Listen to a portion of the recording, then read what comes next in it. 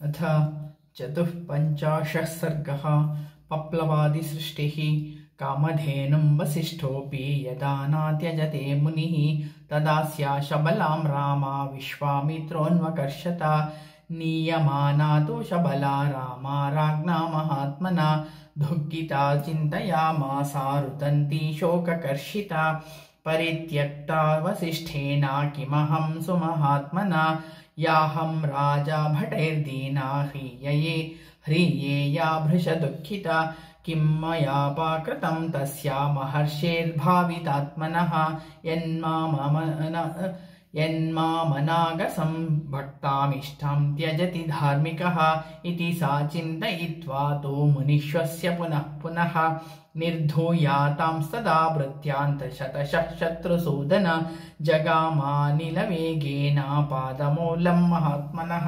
शबला सा रुदन्ती चाक्रोशन्ती चेदमब्रवीत् वसिष्ठस्याग्रतस्थित्वा मेघदुन्दुभिराविनी भगवन् किं परित्यक्ता त्वयाहं ब्रह्मणः सुता यस्माद्राजभटा मां हि नयन्ते त्वत्सकाशतः। एवमुक्तास्तु ब्रह्मर्षिरिदं वचनमब्रवीत् शोकसन्तप्तहृदयां स्वस्वराविव दुःखितां। न त्वां त्यजामि शबलेनापि मे प्रकृतं त्वया एष त्वां नयते राजा बलान्मत्तो महाबलः। न हि तुल्यं बलं मह्यं राजा त्वद्य विशेषतः। बली राजा क्षत्रियश्च पृथिव्यापतिरेव च इयमक्षौहिणी सेना गजवाजीरथाकुल पत्तिध्वजसमाकीर्णा तेनासौ बलवत्तरः। एवमुक्ता वसिष्ठेन प्रत्युवाचा विनीतवत् वचनं वचनाज्ञा सा ब्रह्मर्षिममितप्रभं न बलं क्षत्रियस्यासौ ब्राह्मणो बलवत्तरः। ब्रह्मन् ब्रह्मबलं दिव्यं क्षत्रात्तो बलवत्तरम् अप्रमेयबलं तुभ्यं न त्वया बलवत्तरः। विश्वामित्रो महावीर्यस्तेजसस्तव दुरासदं नियुक्ष्वं मां महातेजास्त्वद्ब्रह्मबलसम्भ्रतां तस्य दर्पबलं यत्तन्नाशयामि दुरात्मनः। इत्युक्तस्तु तया रामा वसिष्ठस्तु महायशाः सृजस्वेति तदोवाचा बलं परबलार्दनम्। तस्य तद्वचनं श्रुत्वा सुरभिः सासृजत्तदा तस्याहुंभारवोत्सृष्टाः पप्लवाः शतशो नृपा नाशयन्ति बलं सर्वं विश्वामित्रस्य पश्यतः। बलं भग्नं ततो दृष्ट्वा रथेनाक्रम्य कौशिकः स राजा परमक्रुद्धो रोषविस्फारिते क्षणः। पप्लवान्नाशयामासा शस्त्रैरुच्चावचैरपि विश्वामित्रार्दितान् दृष्ट्वा पप्लवान् शतशस्तदा भूय एवासृजद्घोरान् चकान् यवनिव मिश्रितान्। तैरासीत् संवृता भूमिः शकैर्यवनमिश्रितैः प्रभवाद्भिर्महावीर्यैः हेमकिञ्जल्कसन्निभैः तीक्ष्णासी पट्टसधरैः हेमवर्णाम्बरावृतैः निर्दग्धं तद्बलं सर्वं प्रदीप्तैरिव पावकैः। ततोऽस्त्राणि महातेजा विश्वामित्रो मुमोचः तैस्तैर्यवनकाम्बोजाः पप्लवाश्चाकुलीकृताः।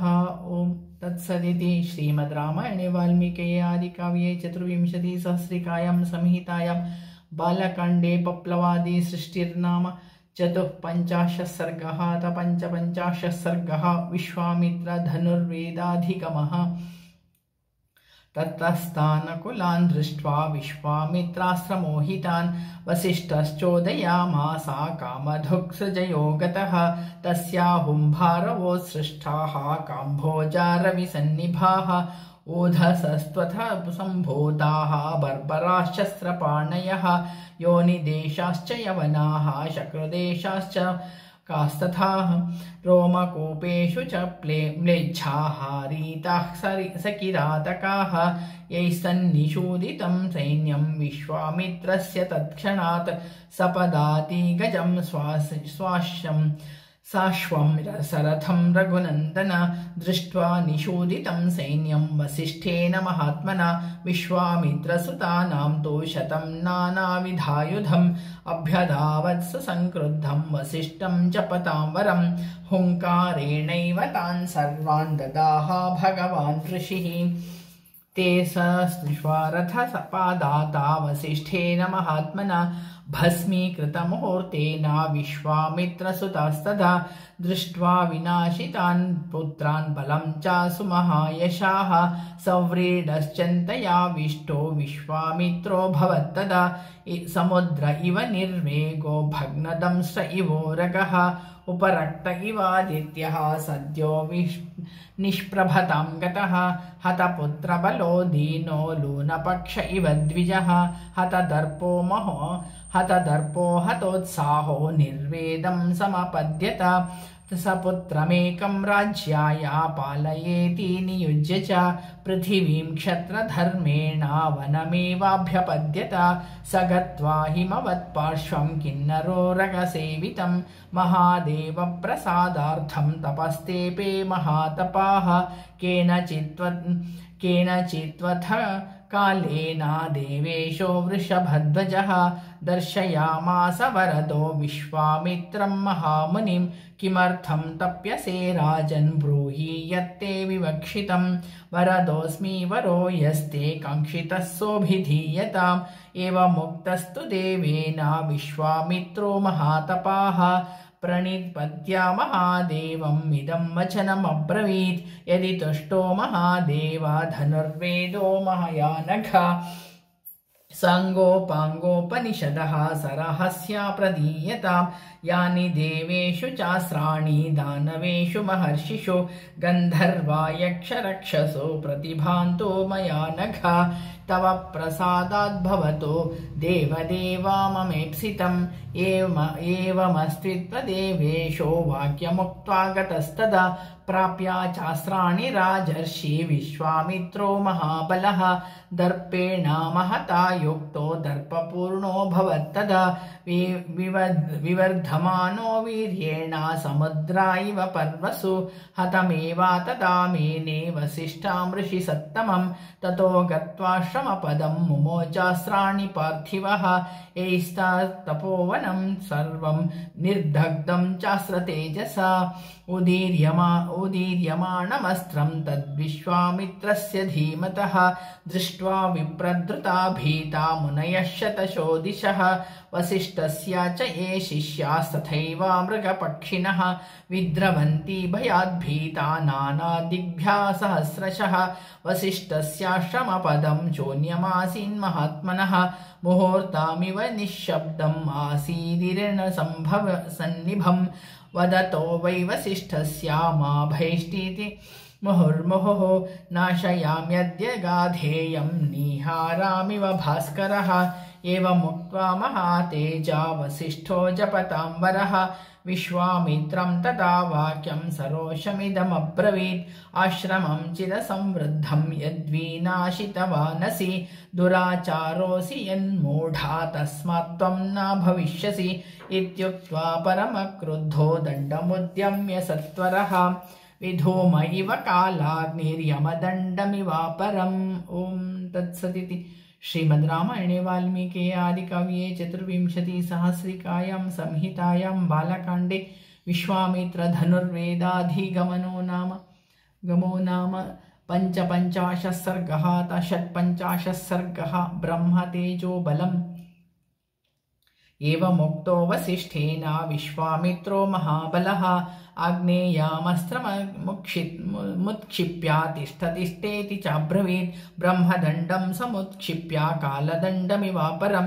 वसिष्ठो भगवान् क्रोधादिदं वचनमब्रवीत् क्षत्रबन्धोऽसितोऽस्म्येषा यद्बलं तद्विदर्शय नाशयाम्येष ते दर्पं शस्त्रस्य तव गाधिज क्व च ते क्षत्रियबलं क्व च ब्रह्मबलं महत् पश्य ब्रह्मबलं दिव्यं मम क्षत्रियपांसन तस्यास्त्रं गाधिपुत्रस्य घोरमाग्नेयमुद्यतं ब्रह्मदण्डेन तच्छान्तम् अग्निर्वेग इवाम्भसा वारुणं चैव रौद्रं च ऐन्द्रं पाशुपतं तथा ऐशिकं चापि चिक्षेपा कुपितो गाधिनन्दनः मानवं मोहनं चैव गान्धर्वं स्थापनं तथा जृम्भणं मादनं चैव सन्तापानविलापने शोषणं दारणं चैव वज्रमस्त्रं सुदर्जयं ब्रह्मपाशं कालपाशं वारुणं पाशमेव च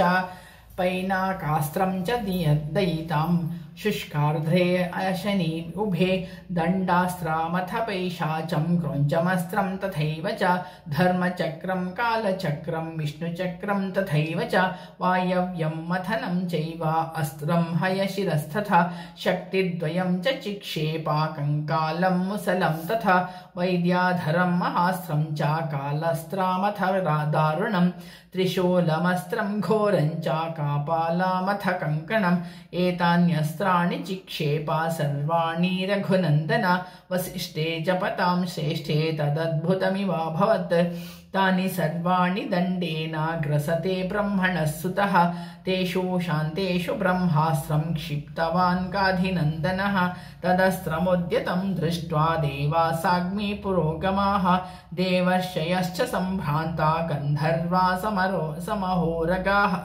त्रैलोक्यमासीत् सन्त्रस्तं ब्रह्मास्त्रे समुदीरिते तदप्यस्त्रं महाघोरं ब्राह्मेण तेजसा वसिष्ठो ग्रसते सर्वं ब्रह्मदण्डेन राघव ब्रह्मास्त्रं ग्रसमानस्य वसिष्ठस्य महात्मनः त्रैलोक्यमोहनं रौद्रं रूपमासीत् सुदारुणं रोमकूपेषु सर्वेषु वसिष्ठस्य महात्मनः मरीच्या इव निष्पेतुरग्निर्धूमाकुलार्चिषः प्राज्वलत् ब्रह्मदण्डश्च वसिष्ठस्य करोत्यतः विधूमा इव कालाग्निर्यमदण्ड इवापरः ततोस्तु वन्मुनिगणा वसिष्ठं जपतां वरम् अमेयं ते बलं ब्रह्मं तेजोधारय तेजसा निगृहीतस्त्वया ब्रह्मन् विश्वामित्रो महाबलः प्रसीद जपतां श्रेष्ठा लोकाः सन्तु गतव्यथाः एवमुक्तो महातेजाः शमं चक्रे महातपाः विश्वामित्रोऽपि निकृतो विनिश्वस्येदमब्रवीत् दिग्बलं क्षत्रियबलं ब्रह्मतेजो बलं बलम् एकेन ब्रह्मदण्डेन सर्वास्त्राणि हतानि मे तदेतत् समवेक्ष्याहं प्रसन्नेन्द्रियमानसः तपो महत्समास्थास्ये यद्वै ब्रह्मत्वकारकम्। इत्यार्षे श्रीमद् रामायणे वाल्मीकये आदिकाव्ये चतुर्विंशतिसहस्रिकायां संहितायां बालकाण्डे ब्रह्मतेजोबलं 56 सर्गः अथ 57 सर्गः त्रिशङ्कु याजनप्रार्थना। ततः सन्तप्तहृदयः स्मरन् निग्रहमात्मनः विनिश्वस्य कृतवैरो महात्मना स दक्षिणां दिशं गत्वा महिष्या सह राघव ततापा परमं घोरं विश्वामित्रो महातपाः फलमूलाशनोदान्तश्चचारा सुमहत्तपः अथास्य जग्निरे पुत्रा सत्यधर्मपरायणाः हविष्यन्तो मधुष्यन्तो दृढे नेत्रो महारथः पूर्णे वर्षसहस्रेतो ब्रह्मालोकपितामहः अब्रवीन्मधुरं वाक्यं विश्वामित्रं तपोधनं जिता राजर्षिलोकास्ते तपसा कुशिकात्मजा अनेन तपसा त्वां तु राजर्षिरिति विद्महे एवमुक्त्वा महातेजा जगामासः दैवतैः त्रिविष्टपं ब्रह्मलोकं लोकानां परमेश्वरः विश्वामित्रोऽपि तच्छ्रुत्वा ह्रिया किञ्चिदवाग्मुखः दुःखेन महताविष्टः समन्योरिदमब्रवीत् तपश्चासु महत्तप्तं राजर्षिरिति मां विदुः देवाः सर्षिगणाः सर्वे नास्ति मन्ये तपः फलम् इति निश्चित्य मनसा भूय एव महातपाः तपश्चकारो तपश्चचारा काकुत्स्थः परमं परमात्मवान् एतस्मिन्नेव काले तु सत्यवादी जितेन्द्रियः त्रिशङ्कुरिति विख्याता इक्ष्वाकुकुलवर्धनः तस्य बुद्धिः समुत्पन्ना यजेयामिति राघव गच्छेयं स्वशरीरेण देवानां परमां गतिं सवसिष्ठं समाहूया कथयामास चिन्तितम् अशक्यमिति चाप्याक्तो वसिष्ठेन महात्मना प्रत्याख्यातो वसिष्ठेन स ययौ दक्षिणां दिशं ततस्तत्कर्म सिद्धर्थं पुत्रांस्तस्य गतो नृपः वासिष्ठा दीर्घतपसो तपोयत्र हि तेरपि त्रिशङ्कुः सुमहातेजाः शतं परमभास्वरं वसिष्ठपुत्रान् ददृशे तप्यमानान् यशस्विनः सोऽभिगम्या महात्मानः सर्वानेवा गुरोः सुतान् अभिवाद्यानुपूर्व्येण ह्रिया किञ्चिदवाङ्मुखः अब्रवीत् सुमहाभागान् सर्वानेवा कृताञ्जलिः शरणं वः प्रपद्येऽहं शरण्यान् शरणागतः प्रत्याख्यातोऽस्मि भद्रं वो वसिष्ठेन महात्मनः यष्टु कामो महायज्ञं तदनुज्ञातुमर्हथा गुरुपुत्रानहं सर्वान् नमस्कृत्य प्रसादये शिरसा प्रणतो याचे ब्रह्मणां तपसि स्थितान् ते मां भवन्त सिद्ध्यर्थं याजयन्तु